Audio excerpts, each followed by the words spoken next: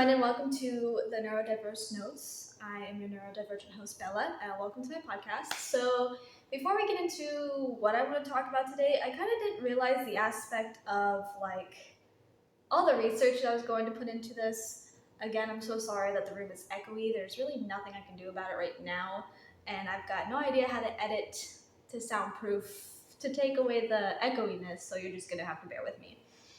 Because I like my cute little background, so we're just gonna have to figure it out as I go. Anyways, I didn't realize when starting to do my podcast that I would have to do a lot of research that goes into the topics that I do want to talk about. But then I was thinking about, it's just gonna get very like therapeutic, kind of more of the lungs of what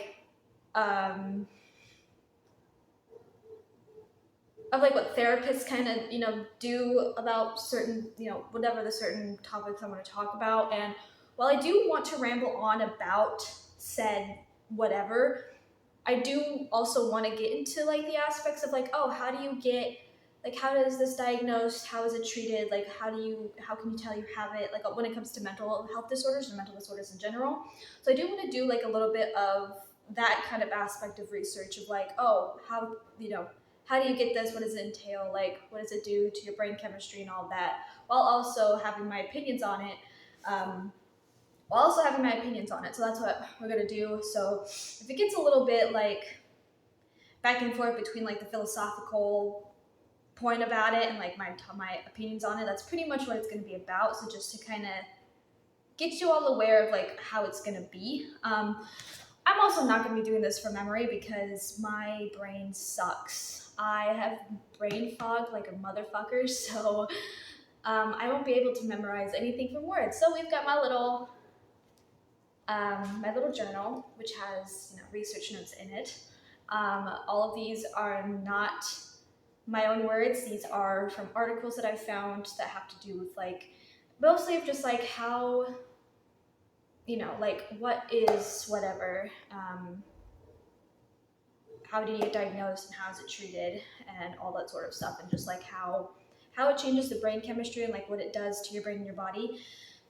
So yeah, that's pretty much what it's going to be about. I might work a little bit on the kinks along the way, but this is new to me, so please bear with me. And yeah, let's just get started. I've been doing a lot of research. I've been trying to write a lot, but there's a lot of topics that I want to get to, especially when it comes to mental health. But today we're just going to go with what I already have down and written about. So this is going to pretty much be a 1 to 2 parter. A 1 to 2 parter type of thing, because it goes hand in hand with both of the disorders that I'm going to talk about. So today, actually, we're going to be talking about dissociation, derealization, and depersonalization. So they are 3 overlapping mental health conditions that most people experience in, some point in their lives. I think I've experienced mostly dissociation, maybe a little bit of all 3 here and there. It's kind of not the easiest thing to explain, but once I do get into the topics of the explanation of it all, it'll make more sense as I go along with it. But these three conditions can range from very mild episodes lasting only a few minutes to severe episodes that can last for a few months. And at its severity, so these 3 make up dissociative disorders such as dissociative identity disorder, derealization disorder, and dissociative amnesia. These are also symptoms of many other health disorders anxiety, ADHD, depression, PTSD, and more. So it can be helpful to understand the symptoms and the causes of these sort of feelings, and how it makes you feel and how it can be treated in sort of ways. So all of these while they are 3 different things, they all are very they share similarities, but they're very distinct from each other once you get into the explanation of how it all is broken down. So dissociation is the broad experience of feeling disconnected from yourself and the world around you. Researchers have found it helpful to break down dissociation into 2 subcategories, which is derealization, which is disconnected from your surroundings, and depersonalization, which is disconnected from yourself. So now we're going to get into I'm also sorry if it sounds like very scripted. I mean, it kind of is because I'm reading from my journal, but we'll figure it out as I go. I'm so sorry. So what is dissociation? So dissociation is a relatively common occurrence, and people dissociate when their brains have trouble. I have trouble dealing with intense stress, but it can also happen due to repetitive familiar emotions or fatigue. So dissociation is when you feel disconnected from yourself and the world around you. It can feel like you're kind of watching yourself from the outside and not feeling real, or not understanding where you are or what is happening around you, or the numbness from your emotions. So I have felt like this a lot. I think it also comes with being somewhat autistic. Is you're too, at least for me, I notice that I'm kind of way too much aware of everything and anything. I'm too aware of like my surroundings, and I'm too aware of myself, that sometimes the feelings of that can get very like overwhelming, to where it's just like, oh, I can't deal with this. I need to dissociate for a little bit and not feel anything. Because when you are autistic and you kind of just are aware of everything around you, it can kind of be a lot, and can kind of, yeah, it's a lot. Once I kind of figured out that I was autistic, like, it changed my perspective on everything, because not only does it like, it makes sense, but it's also like, it's good to notice, to actually know that, and to know like why I am the way that I am, and why I feel the way that I feel. Like, granted, I do have a million other health disorders along on top of that, but also knowing just the main, being autistic, and knowing that, oh, this is why you feel so fucking weird and like out of place, because I'm so different from other people. Like, I'm not a very like go with the flow person. I'm a very like detailed, like oriented, aware of everything person. That's also probably just a major thing with my anxieties and all of that, but being autistic, and dissociating from everything can be with that too. So dissociative episodes can last from a few minutes to days, where extreme cases can last for weeks or months. So again, it's divided into two subcategories, which is derealization and depersonalization. People may experience one or both of these during an episode. So now we're going to get into the topic of what is derealization. So derealization is when you feel disconnected from your surroundings. It can feel like the world around you is unreal, and people have said derealization makes everything feel foggy, lifeless, or dreamlike. And people and objects may seem unreal to you, and you may have trouble keeping up with your surroundings, and not hearing people, or not understanding what you are saying. I think I may experience this from time to time, especially when I dissociate. Like, I think it probably just only happens when things go silent, and like if I'm not doing anything. I keep myself very distracted throughout the day, and so when things get very silent, it's when things start to get a little cuckoo out of my head. And with derealization, if it's the world around you, sometimes I can look out into the world, like if I'm driving somewhere, or if like me and my boyfriend were going somewhere and we're driving, the world just looks, I can dissociate long enough to where it's just like, yeah, none of this is real. Like, sometimes I look in the background and I just look at the world, and it doesn't seem real. Like, it's crazy how that is, and crazy how that happens, like in your brain, how you can just feel like if I think long enough about like being a person, and like everything that happens about being a person, like how my brain functions and how it's functioning my fingers to move, or my hands to move and to walk, and how I can do all these things, and that there's a million fucking blood cells coursing through my veins, and how my organs do, and I'm just like, knowing that like makes me feel ick. Like, I don't know, just knowing like what like me being a human, like just everything that like goes into it is just like, I don't know. It's weird. I once had this I sometimes get into this sort of state where I've been doing it since I was very little. I think I started doing, which is like one of the core reasons why I fear it. I've been doing this since I was very little. I guess it goes along with like all this dissociation and depersonalization and derealization stuff. Is that I sometimes would think about dying, which, if you didn't know, dying is the core of what I fear the most.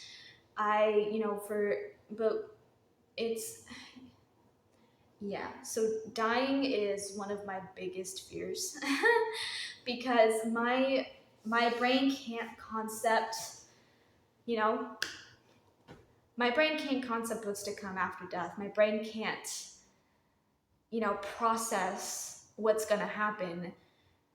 I'm also sorry if also during some of these I will get emotional because talking about this scares me and it terrifies me. So I apologize. But yeah, dying is one of my biggest core fears because my brain can't process it. My brain can't figure it out.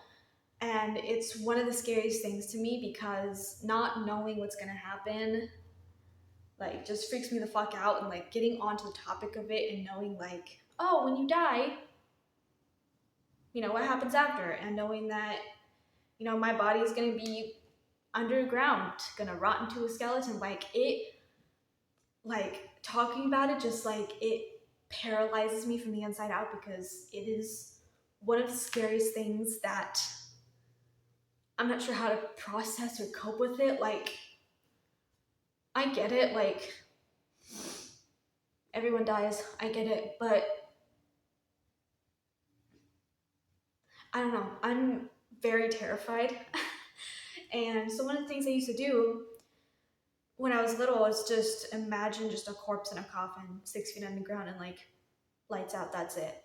I don't know how to not fear dying. I don't know how to not be afraid of it, which is why I don't talk about it much, because talking about it brings all that fear back. And like, I try to make it lighthearted and want to believe that there's something after death and something like after you die. Like, I don't want to believe that, it's just going to be darkness. I know people just, treat it just like, oh, you're just going to sleep. Like, that's all it is. Like, I get it. Like, you're just going to sleep forever pretty much. But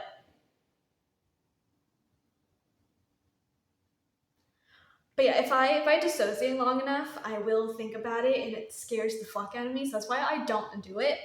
But it's like I don't know, I want to believe there's a heaven and a hell, and I want to believe like there's something on the other side, but I genuinely can't. My brain can't process it, and that's what's scary, and it like terrifies the shit out of me. So I need to not talk about it anymore because I'm starting to get upset. So yeah, so clearly that happens here and there. I try not to think about it because I can't, it freaks me out and it's scary. It's very scary. So yeah. So depersonalization, onto the other one, it's the feeling of being disconnected from yourself. So during this, you might feel unreal. You may not recognize yourself, or like you're seeing yourself from outside of your body. You might feel like your thoughts and sensations are someone else's and not your own. And like you're watching them, but you have no control over them. And often depersonalization is accompanied by a deep sense of emotional and physical numbness. I don't think I've experienced depersonalization. I do feel like during that moment, I do feel like unreal sometimes. Sometimes I can look in the mirror and like, dissociate into depersonalization, because sometimes I look at myself and I just think, I'm not, like, this isn't me. Like, I don't, it's very hard for your brain to comprehend this sort of stuff, especially when you can dissociate or derealization or deal with like depersonalization and all that stuff. Like, it's a very interesting thing that your brain can do, and your brain is a very powerful and very like, I don't know. It's one of the reasons why I wanted to start doing podcasts, is that I just want to talk about how interesting the brain is and how the fuck it does what it does and why I have so many fucking problems. Anyways, so how does one tell if you're dissociating? So knowing when you're dissociating is the first step on how to break out of that cycle.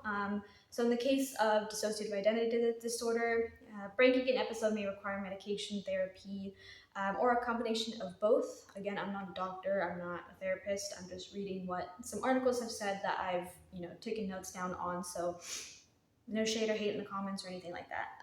But however, in mild cases, coping skills can be used to reconnect you to yourself and to your environment.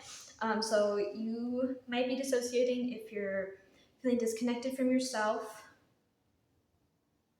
and or, I forgot to write it down, your surroundings, forgetting events, personal info, or forgetting recent events, not knowing how you got from point A to point B, feeling little to no physical pain when you know you should be feeling pain, feeling emotionally numb, feeling checked out and struggling to understand what people are saying, instructions, or what you're doing, feeling like you're watching yourself from outside, like your thoughts, emotions, and actions aren't your own, feeling spacey or like time is slippery, being able to account for blocks of time, or zoning out frequently. So everyone experiences dissociation differently, and if a mental health disorder is the cause of your dissociation, your symptoms may vary. For example, like a dissociative episode caused by ADHD will be different than one caused by trauma. So everyone is very different when it comes to all of these type of like mental disorders that I'm going to talk about. Like, everyone is so different in all these sort of things, and that's what's very interesting, and what's very very interesting to me is knowing that you can line up 10 different people with the same mental disorders, but all of them are going to have their different symptoms and different experiences. Like, I find that very very interesting that you can be in the same room with people that have the same problems, but they're not going to be the same experiences.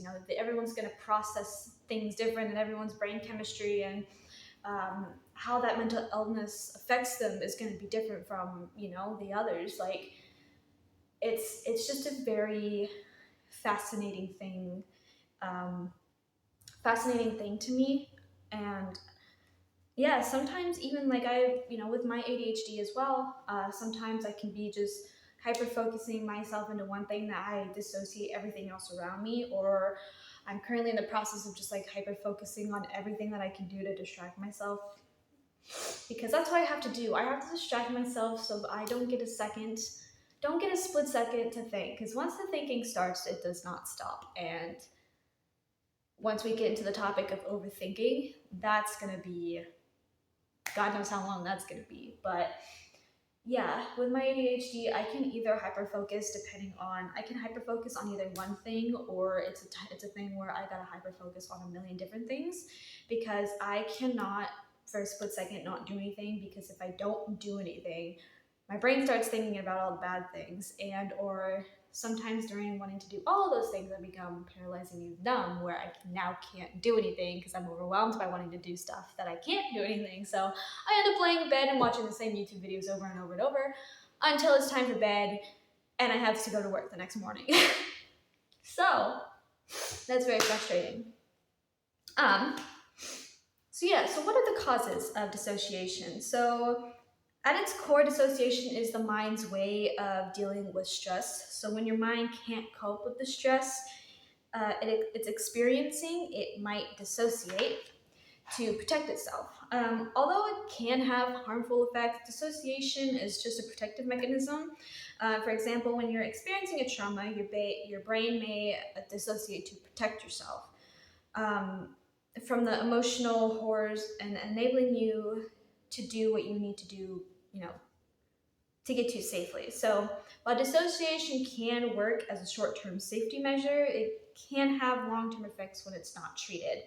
And dissociation is caused by, childhood trauma, present-day trauma, overstimulation, depression, anxiety, or other intense, emotions, chronic stress, being very focused or absorbed in a task, and doing something very familiar like driving or the same routine to work. So not all these causes of dissociations are sinister. However, it's still important to be aware of when you're dissociating, because it can be dangerous in some situations. Like if you're driving and you dissociate, car crash could happen, and we don't need that to happen. Although sometimes when I am driving, I sometimes think about, this is so fucking morbid, I'm so sorry, but sometimes when I'm driving, I think about, oh, what would just happen if I just caused a car accident right here, right now? Sometimes I just get those what if suicidal ideation thoughts, and that's not great. But I know how to drive. I know how to, get from point A to point B just fine. And music helps a lot too. I love listening to music in my car while I'm driving because it helps me not think. So yeah. So this is the dissociation and depersonalization disorders. So although dissociation is a common experience, it can become severe. In these cases, dissociation and depersonalization mental health disorder may be diagnosed, and there are three main dissociative disorders. So there's dissociative amnesia, which is a condition where a person experiences memory loss that is not due to a medical condition, and the memory loss is often linked to a stressful or traumatic events leading to temporary inability to recall the important info. And yeah. Depersonalization derealization disorder. So it's a dissociative disorder where individuals feel disconnected from themselves and from their surrounding. This can cause feelings of being detached from one's body or feeling like the world is unreal or distorted. So pretty much dissociation along with the other depersonalization and derealization on top of all of that.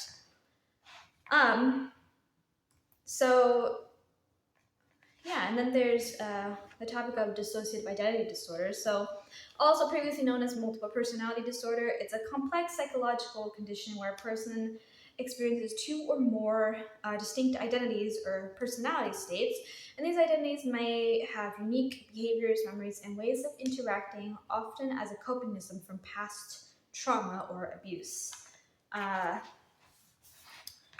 So yeah, that one is also what's going to be about the next topic, because it kind of goes along inside with all of this.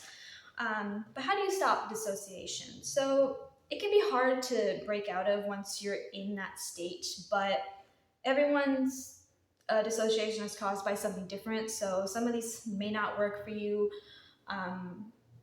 but some can. I'm not a doctor, I'm not a therapist. So don't come at me in the comments, about all this stuff. If none of these work out for you, then you might have to go talk to your doctor about that. Anyways, but you can try, a couple of these techniques if it'll help.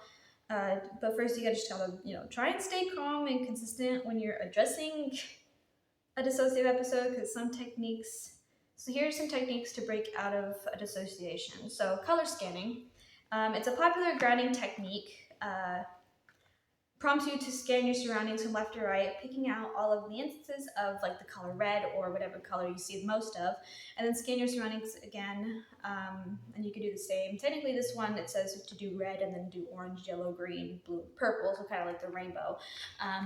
For me, I don't do it like when I'm dissociating. It's mostly when I'm anxious that, you just name a bunch of things like animals or Pokemon, or name colors, or like do your ABCs backwards, which I love doing because I know how to do that. Taking a cold shower, or just splashing cold water in your face will help your body snap out of the dissociative state.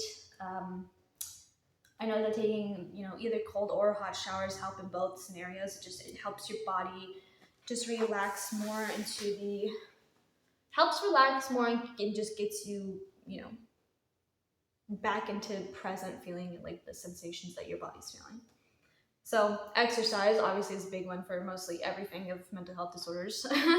Is that moving your body can be a good way to reconnect with it, and it's a good way to break out of depersonalization. So trying to focus on the way your body feels as you move, the air coming into your lungs, and your heart beating steadily and strongly. Um, it's honestly, exercise is such a good way for anything. I've been trying to get back into um, exercising more, mainly just running, because I do enjoy running. It's just when you have severe depression and chronic anxiety, it makes you not want to do a fucking thing. So, but I'm hoping within the next week or so, when stuff gets, better, I can go back to actually trying to do that. I also don't like running when it's fucking hot outside because I hate sweating as it is, but that's just a me problem. Walk barefoot. So this is another way to reconnect with yourself and your surroundings, is by walking barefoot. You can choose a safe place where you know you won't step on anything, and you just focus on the sensations that your feet are feeling. For me, I fucking hate walking barefoot. I'm always wearing socks no matter what because I can't stand the feeling of walking barefoot. I mean, I can do it in this apartment because I just vacuumed and everything, but my cat likes to drag her litter everywhere, so I'm gonna have to vacuum every day pretty much. But I can't stand walking barefoot. I can't. I have to wear socks 24/7 because it bothers me. I also don't like my feet as it is. Singing. Obviously, get loud and dance in the kitchen and use your voice, or just pretty much do anything with your body just to get it moving. I love to sing so much. Like, I don't know, I sing pretty much all the time. Every time, anytime that I can, in my car with my boyfriend or in the shower. Yeah, it's one of my big cool things that I like to do. So breathing exercises. So some breathing exercises are good for grounding, like the 3-3-3 method or the box breathing.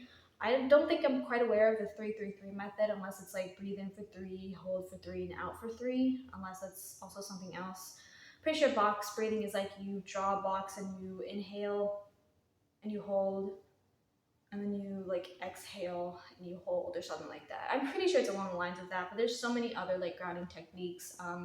Like the 5-4-3-2-1, which is like the grounding of like 5 things you see, 4 things you hear, 3 things you touch, 2 things you taste, smell, hear, whatever. Using all your senses is a good one. So doing something relaxing is another one.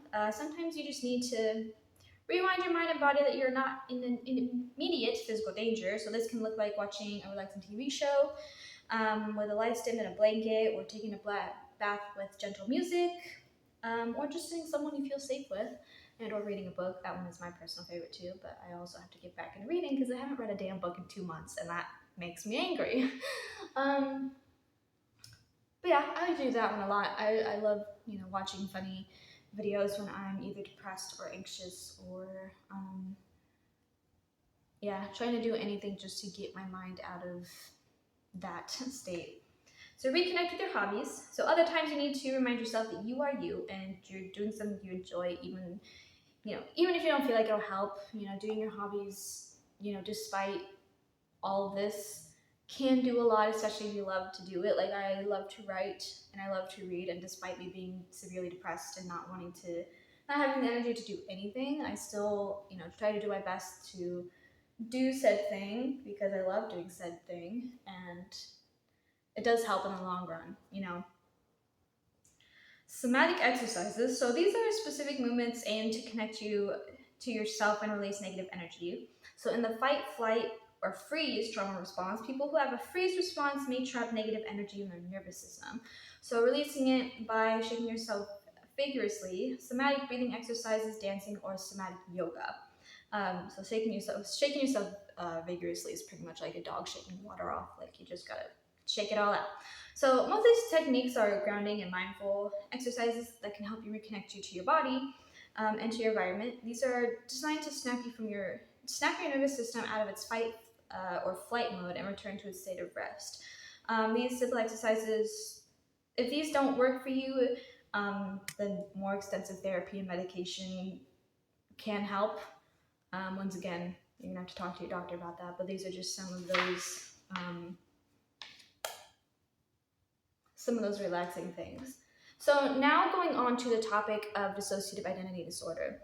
That one I also genuinely do like to talk about, because one of my favorite person that has DID, I think her name's Dissociated. They were featured on Anthony Padilla's channel. I watch their videos every now and again, but it's so, honestly, it's hard to even kind of wrap my brain around that, where you experience so much trauma and experience so much in life that your brain can't do anything about it. Your brain's just like, no, I'm not going to deal with this. So I'm just going to go ahead and just, split into another person and just not deal with it. I find it very interesting and very, just like, I can't even put it into words of like how interesting it is that your brain, to cope with stress, is to literally have however many other identities, however many people to, help you cope and help you get through life.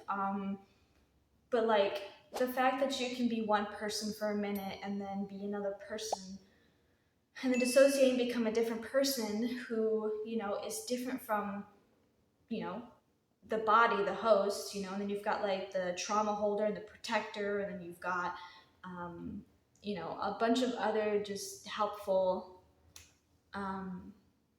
identities that can appear and reappear or fuse together, is what I've heard. So don't correct me if I'm wrong in a nice way and not yell at me in the comments, but just, it's interesting the fact of that when you have DID, you and your alters, they're all different. Like, it may be the same body, but they're all different people. It's like you have the host, they have their, their hobbies, their style, their choice of, music and whatever. But another alter may not, like that. Another alter could be a male and could, like skateboarding and,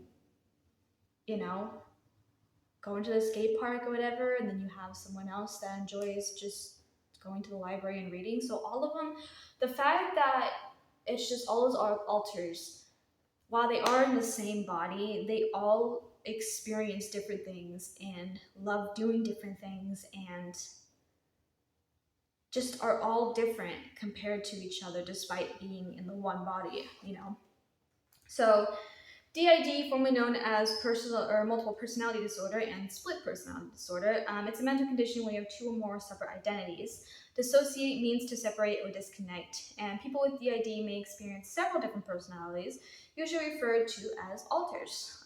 So each identity may have different behaviors, memories, thoughts, patterns, or expressions. The identities might have different ethnicities and ways of interacting with people or in the environment.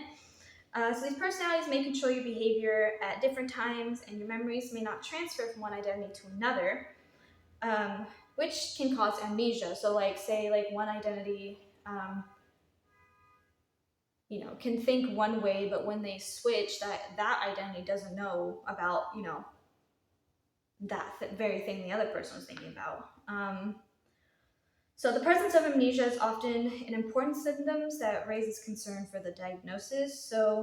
But also DID really interferes with your impact, can really interfere with, your day-to-day, because what I've heard from, the person that got interviewed once was that sometimes you can be going to a grocery store, but when you switch, the person doesn't know why they're there and they go back, but then they switch again and they realize, oh, they have to go back. So it's honestly like a back and forth type of thing. Like, that could be really scary. So it can also impact your relationships with others and performance of school or work. DID is one of several dissociative disorders, and these do affect your ability to connect with reality. So there are a couple types. There are two types of forms of DID. Again, this is just what I found on articles that I was doing research on. But there's possession, which identities present as an outside being or spirit to control your body, and you might speak or act differently in the way that's obvious to others. It's an unwanted identity, and the personality switch is involuntary. Or there's non-possession, which identities are less known to others, and you might feel a sudden change in your self-identification, as if you're watching yourself in a movie, like an out of body experience, instead of being in control of your speech, emotions, and behaviors. I think one of the people that has an alter, it's a demon, and then I've heard that someone else has like a unicorn, and I don't know, something about it. I wish like I could also interview people that have these sort of things, because I would just honestly, it would be amazing just to meet these type of people and just to interact with them, because I would be so fascinated, with how they are and how their alters are and how they became to be. Like, you could even have people as old as like, an eternity or infinity, and you could have people, you can even have them be as young as like 6 years old or like 4 years old. Like, just because you're in an adult body, you can still have an alter that's a little, still have an alter that's like 3 years old, because sometimes I think it depends on what, the age of how extensive that trauma was. You still have that little you inside of you. I don't know if that's how that works in the same aspect of DID, how there's still that little girl inside of you, and so that little girl is one of the splits, that you can be. But also, like, I heard that if you're being a little, or if you dissociate into being a little, and even though you're in an adult body, you still have the brain of a child. So it's like, if you're out and about at a grocery store, but you alter switch into a child, that child might get scared and not know where it is and freak out, and it can be a scary thing, especially if your alter has switched into being a child. Like, I'm sure that could be a very scary thing and very stressful, because if you're a child, it's just like, what are you doing at a grocery store by yourself? It's fascinating. I find it very, very fascinating. But yeah, I like, your alters can range from literally anything to anything. Like, it's a cool thing. I'm not saying like having it is cool. Like, I'm pretty sure like it's really fucked up and like it's very hard. Like, I get it. No mental illnesses are fucking easy, but I'm very weird, and my autistic thing is psychology and knowing about the brain and how all these mental health disorders affect, the brain and what it does. So, how common is dissociative identity disorder? So, it's not common. So, one small US study found that DID affects an estimated 1.5% of people, which, yikes, is not very much. I would still, hopefully, like, one of these days would love to like meet a person with DID and like get to know them and their alters. So yeah, hopefully one of my lifetime goals on my bucket list. I like how like most people like on their bucket list they'd be like, oh, skydiving, or go swimming, in the ocean, or go scuba diving. Mine would just be like, I want to meet a person with dissociative identity disorder. Like, mine would just be meeting like people like that. So what are symptoms of dissociative identity disorder? So having at least two identities, and these affect your behavior, memory, self-perception, and ways of thinking. Amnesia or gaps in memory regarding daily activities, personal information, and traumatic events. Different identities affect your ability to function in social situations or at work, home, or school. Other mental health symptoms that can, but not always, be found along with DID include anxiety, delusions, depression, self-harm, substance use disorder, and suicidal ideation. And of course, I can't spell for shit. So what does a person with DID feel like? So if you have DID, you might feel or experience the following: detached from reality, your emotions and sense of self, confused by what others may tell you about your behavior, frustrated about gaps in memory, stressed about not being in control, like a bystander watching yourself from the outside. So if it doesn't feel like you're you with DID, so this can look different for each person who experiences it. If something doesn't feel right in your experiences and your memories aren't lining out, then I would probably go talk to your doctor. So yeah, and so here's how the brain works and functions when you have DID. So the brain regions behind DID. So the unique symptoms of DID, such as identity switching, memory gaps, and feeling of detachment, are linked to changes in specific regions specific brain regions. So these areas play a key role in emotional regulation, self-awareness, and memory processing, which are all disrupted in DID. So there's the prefrontal cortex, which is the brain's control hub. So the prefrontal cortex is essential for decision making, emotional regulation, and maintaining a coherent sense of self. So individuals with DID, this area shows reduced activity during identity switches, making it harder to stay grounded and emotionally regulated. So, this inactivity contributes to the experience of feeling out of control during a dissociative episode or a transition between the identity states. And then there's the amygdala, which is the fear alarm. So, as the brain's threat detection of center, the amygdala plays a center role in processing fear and stress in DID. The amygdala is often overactive, particularly in response to trauma-related things. Trauma-related triggers that this heightens activity, amplifies the sense of danger, and can provoke the activation of alternate identity states as a defense mechanism. Conversely, some research suggests underactivity in the amygdala during identity transitions, contributing to the emotional numbness. I can't go very much into detail, like deeper into the prefrontal cortex or the amygdala. I can only go from what I read and what I wrote down. But you can probably just search all this up on Google anyways about like further thoughts down into more about it. I'm just reading what I have written down, so I'm sorry if it also sounds like scripture, but literally it kind of is, because I'm not going to remember everything from memory, so I have to write it down. So there's the hippocampus, which is the memory keeper. The hippocampus is critical for encoding and retrieving memories, which is frequently impaired in DID, because the trauma disrupts the hippocampus's ability to integrate memories cohesively. As a result, individuals with DID often experience memory fragmentations or amnesia between the identity states. So these disruptions also explain why some identities hold specific memories while some others do not. So there's the default mode networks, which is the sense of self system. So the DMN is responsible for self-reflection and maintaining a unified sense of identity. In DID, the default mode network becomes dysregulated, contributing to the experience of multiple fragmented identities. Brain imaging studies have found that distinct patterns of DMN activity in different identity states, further supporting the idea that DID represents a profound disruption in self-processing. Yeah, I figured that would be like such... I would also love to, one of these days, I would totally love to just get a brain scan and like have a doctor talk to me about like why my brain is so fucking small and why my hippocampus is like the size of a peanut. I would love... I also could find a brain scan of DID and like the systems of how it works if I can. We'll see. I haven't exactly looked it up. I don't think I can at the moment because I don't have Wi-Fi.